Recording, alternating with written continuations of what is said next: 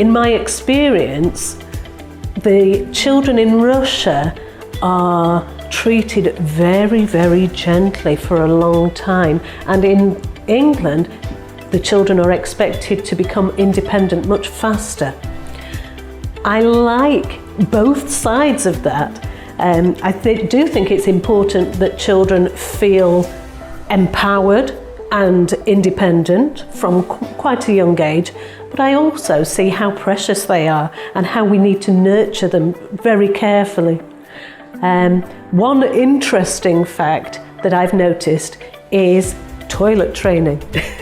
I've been astounded that in Russia, even the very youngest children seem very adept at using the toilet quite independently, as opposed to in England, where people seem to leave that a little bit later.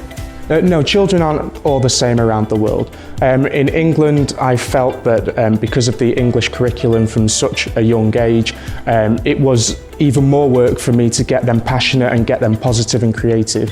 But I find the Russian children here are just so passionate and so willing to learn, and it's really been a ray of sunshine for me, and it's easy to just get something and be really creative with it. Children everywhere are all the same in some respects, but a little bit different in others. And I think some of that is to do with the society they live in. Russian children have a better idea, I personally think, about general knowledge.